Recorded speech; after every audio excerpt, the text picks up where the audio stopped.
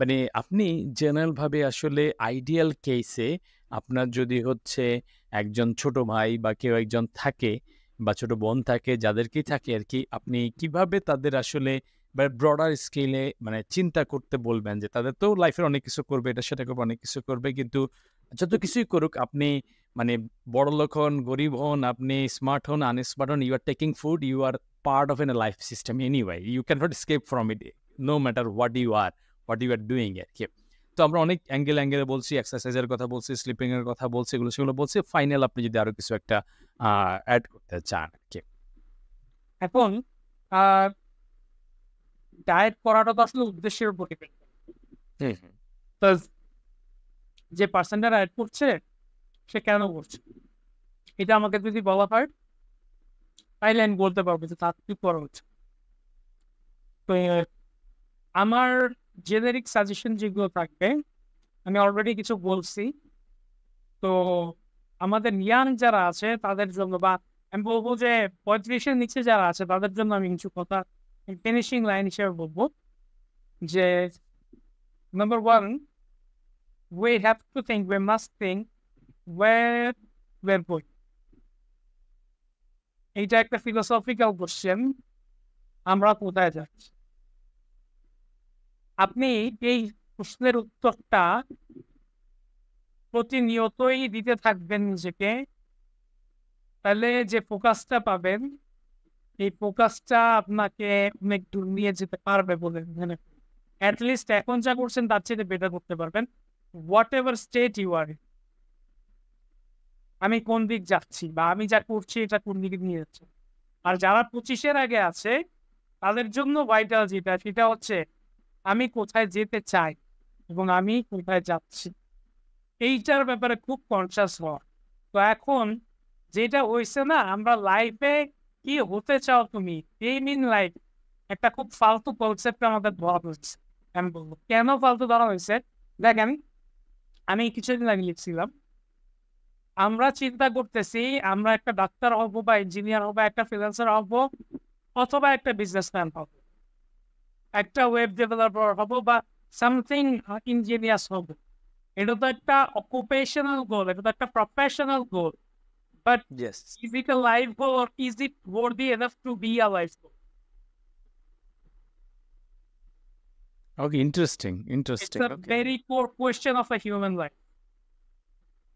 কারণ তুমি তো হয়ে যাবা 25, 45, 50, কোন একটা সময় তুমি হয়তো এটা হয়ে যাবা, অথবা তুমি হবা না। তুমি হইলে কি করবা এবং না হইলে কি করবা তোমার তো জানা থাকা লাগবে ভাই, নাইলে তুমি হয়ে কি করবা আসল। কারণ এটা অনেকের ক্ষেত্রে হয়। হ্যাঁ, কারণ যেটা হয় ভাই, আমাদের লাইফ তো একটা প্রফেশন না। এই যে থটসটা যে আমি এইটা হবো, এইটা হওয়ার উপর আমার এভরিথিং ডিপেন্ড করতেছে, this is a invention of industrial revolution. Make sense, totally make sense. কারণ এটা এই লাইনটা আমার কাছে খুব ভালো লাগছে যে আমাদের লাইফটা কিন্তু প্রফেশন না, প্রফেশন হচ্ছে লাইফের একটা অংশ। Yes, we need it to do something, earn something, to manage my life.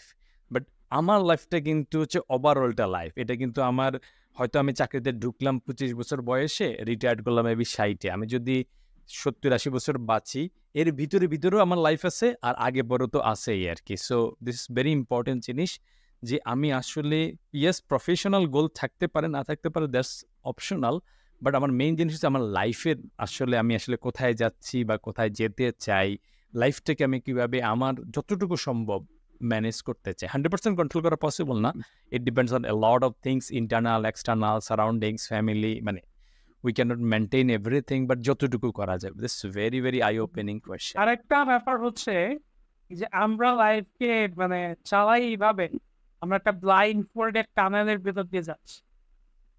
হ্যাঁ, to wait for a grand position with the day itself.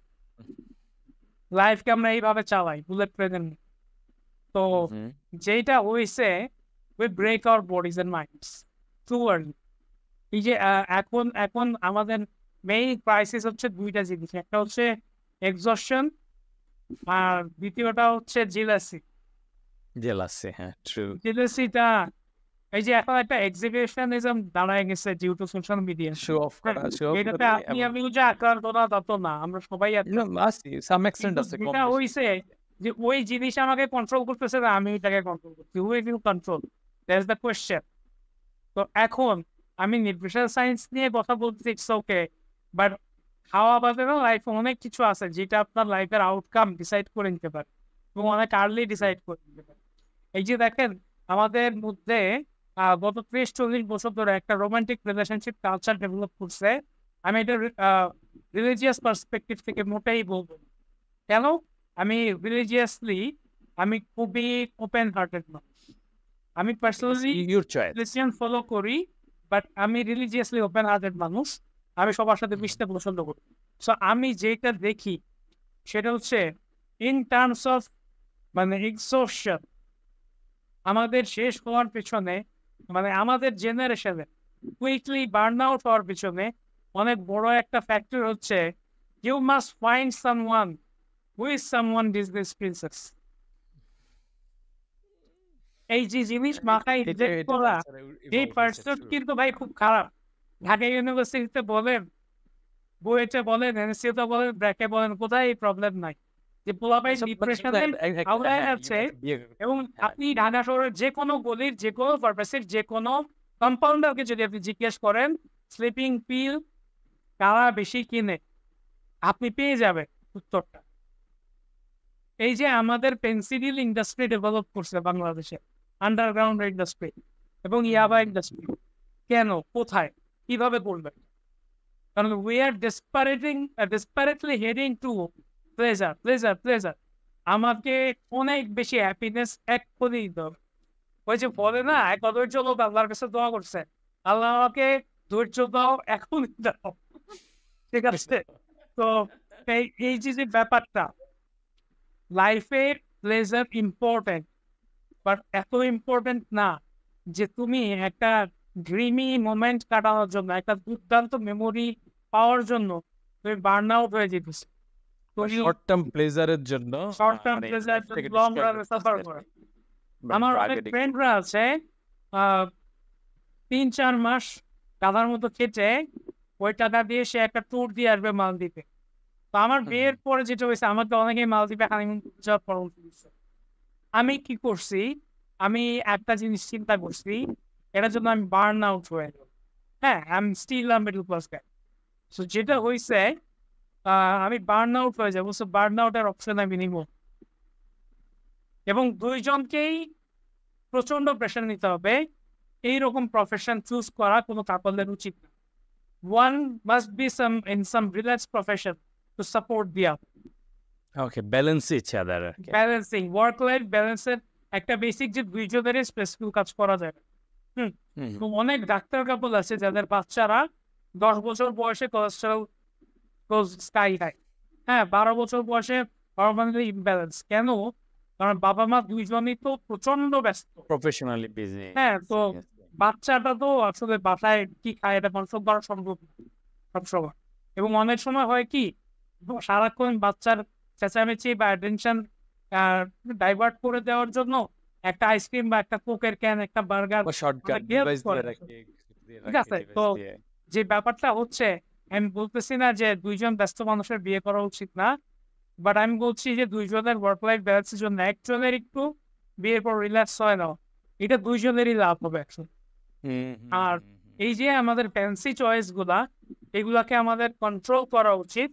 আরেকটা ব্যাপার হচ্ছে উইথ টাইম আমাকে এরকম ফিনান্সিয়াল স্ট্র্যাটেজি যাওয়া উচিত আসলে, যেটা উইথ টাইম আমাকে মোর আর্ন করতে হেল্প করে। গ্রাজুয়ালি 10 to 15 years later, যখন আমি হয়তো দেখা যাচ্ছে আমার জব নেচার চেঞ্জ হয়ে যেতে পারে, টেকনোলজির দুনিয়া সবকিছু চেঞ্জ হচ্ছে। অনেক ফ্রিল্যান্সারকে গত 5 বছরে দেখতেছি খুব সাফার করতে due to AI and many other things I don't know.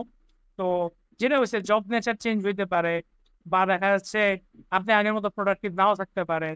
তো এই সময় অনেক কিছু হতে পারে। আমরা 30s-এ বা লেট 20s-এ যে উল্টাপাল্টা খরচগুলা করি, আমি মিডল ক্লাসদের জন্য বলতেছি, কারণ I am one of them, যে উল্টাপাল্টা খরচগুলা যে করি, যেগুলো আসলে উল্টাপাল্টা না। হয়তো আমি ফার্স্ট বর্নে থাকলে এই খরচটা আমার রেগুলার খরচ হইতো, কিন্তু আমি থার্ড বর্নে থাকি থেকে ওইটা আমার উল্টাপাল্টা খরচের চলে যাচ্ছে। কখনো বিয়ন্ড কন্ট্রোল আর কি, যে একটা জিনিস হচ্ছে যে হ্যাঁ। আমার কাছে অ্যাবান্ডেন্ট টাকা আছে, আমার সারপ্লাস আছে, দ্যাটস আলাদা হিসাব। আরেকটা হচ্ছে যে না, আমি লোন করে ট্রাভেল করতে গেলাম, মানে কনসেপ্টটাই হচ্ছে একটা জিনিস কিন্তু প্রমোট হচ্ছে যে ওকে ট্রাভেল দো, মানে আমার কাছে মনে হচ্ছে যে ওকে দ্যাটস ইন্টারেস্টিং, ট্রাভেল করে মানে আপনি ট্রাভেল যদি দেখেন বা ট্রাভেল গ্রুপ গুলো বের হওয়ার পর কিন্তু এটা অনেক বেড়েছে। কেন? মানুষ জায়গা পাইছে যেখানে না নিজের অ্যাচিভমেন্ট গুলো সে শো করতে পারে এবং things about this are their achievements, but actually কি অ্যাচিভমেন্ট হওয়ার জন্য এগুলো ওয়ার্থি?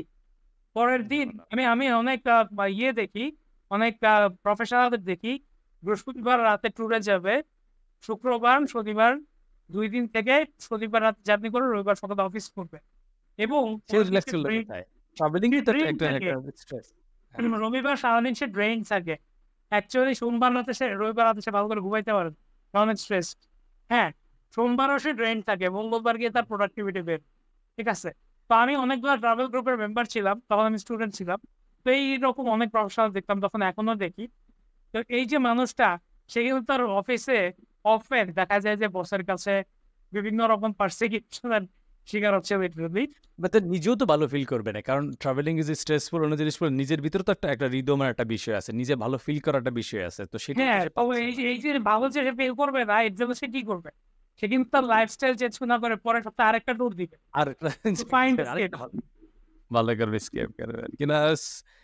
ইটস এ ভেরি, মানে চারপাশ থেকে এত জিনিস চলে আসছে আমাদের লাইফে যে আসলে সেগুলা থেকে ব্লাইন্ড ফোল্ডেড হয়ে ফোকাস থেকে একটু ভালো মতো করে মানে ভালো থাকাটাই একটা বড় একটা চ্যালেঞ্জের একটা বিষয় হয়ে দাঁড়াইছে আর কি।